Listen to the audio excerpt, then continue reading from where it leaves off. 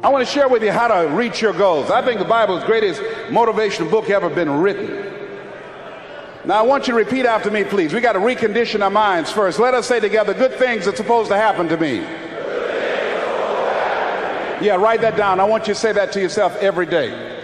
See, we live in a world where we believe that bad things are supposed to happen to us.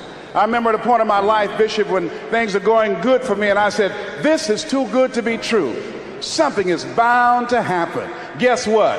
It did. Thou shalt decree a thing that shall be established unto you and shall accomplish that whereunto it has been sent. Watch your words. Watch what you say about yourself, about your affairs. Be conscious of that on a daily basis. Why? Because your words are powerful. In the beginning was the Word. Life and death is in the tongue. Watch what you say. Never say I'm broke. Say I'm overcoming a cash flow problem.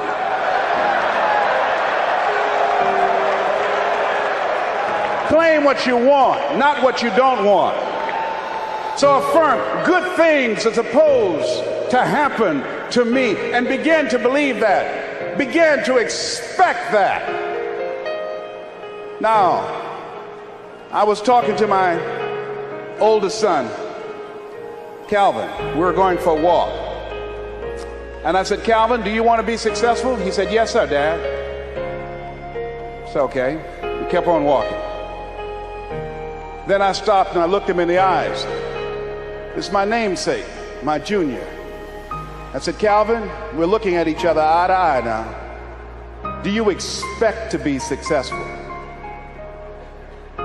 Given the fact that you are a single parent of 2 kids, given the fact that you decided not to go to college to further your education, given the fact that you are very talented, but you're behind on your dreams and your bills, do you expect, based upon your performance, based upon what you produce at this point in time in your life, do you expect to be successful?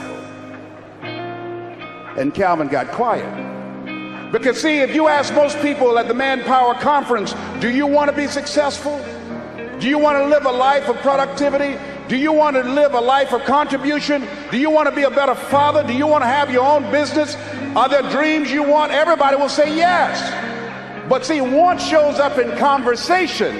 Expectation shows up in behavior.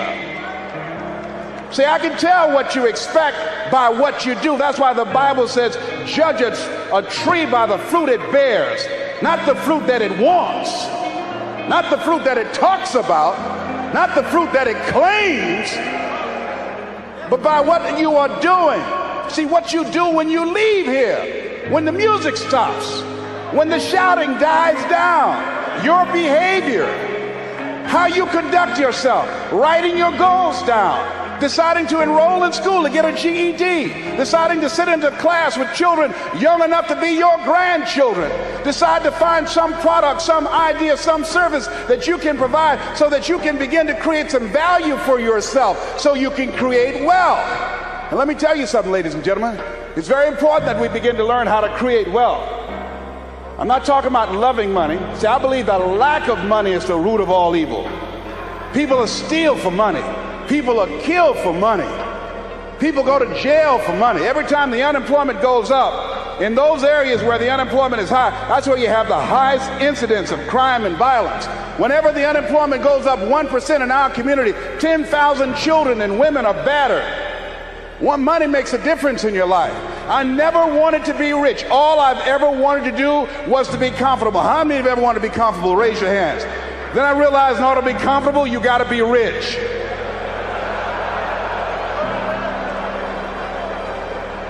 An old friend of mine, Zig Ziglar, said, people say money won't make you happy, but everybody want to find out for themselves.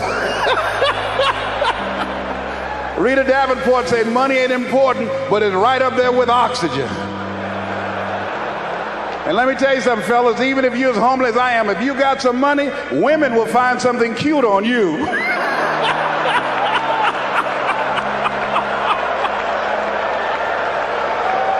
He got earlobes like Denzel, honey. Money makes a difference.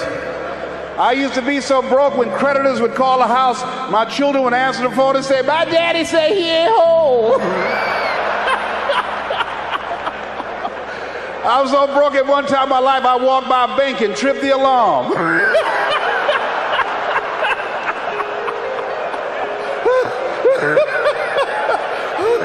I tell you, poverty sucks. You hear me? Repeat after me, please. I'll never be broke again. Yes, write that down. I affirm that I'll never be broke again. Never. Never will I ever be broke again. Let me tell you what money does. Number one, it gives you control over your life. Write that down. Number two, it gives you options. Three, it allows you to live a life of contribution, to contribute to things that you feel strongly about.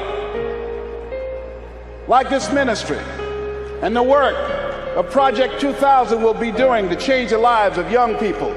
Bishop Jake's vision is if we can have Little League football teams and baseball teams and basketball teams, then we can have Little League dermatologists and cardiologists and endocrinologists. So he's now establishing an institution, Project 2000, to give our young people the methods and the techniques to reinvent themselves as we go into the next millennium. And this era that Peter Drucker calls the era of the 3 C's, accelerated change, overwhelming complexity, and tremendous competition. So here's the first step to accumulating wealth. If you expect to do it, write this down. You must be willing to do the things today others won't do, in order to have the things tomorrow others won't have.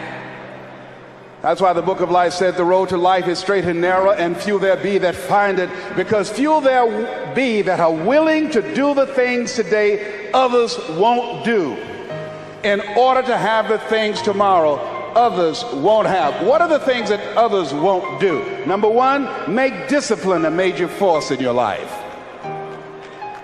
How many of you know if you'd have been more disciplined, you'd be further along to reach your goals right now? Socrates said the undisciplined life is an insane life. The road to life is straight and narrow, because few there be that are willing to discipline themselves. Here's something else that most people won't do. Make it okay to fail. A lot of people, 85% of people, allow their fear of failure to outweigh their desire to succeed. Repeat after me, please. Anything that's worth doing is worth doing badly. Yeah, see, anything is worth doing right, as we have been taught, if you know how to do it. But if you don't know how to do it, it's worth doing badly until you get it right. Now write this down. You don't have to be great to get started, but you have to get started to be great. The first time I stood up to speak, I stood up and my mind sat down. I looked at the audience and I panicked. I had to introduce a play at school. We're about to start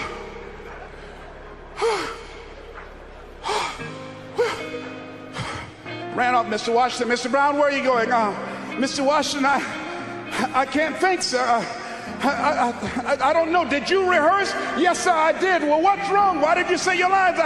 I don't know, sir. I got up there and I looked at him and everything left me. Let me do it another day, please, sir. No, go back out there, Mr. Brown. Mr. Washington, I'll mess up, please, sir. Don't send me out there now. I'll mess up. Mr. Brown, if you run now, you will always be running. Anything that's worth doing is worth doing badly until you get it right. Why are you moving like that? I got to go to the bathroom, sir. Mr. Brown, go back out there. Yes, sir.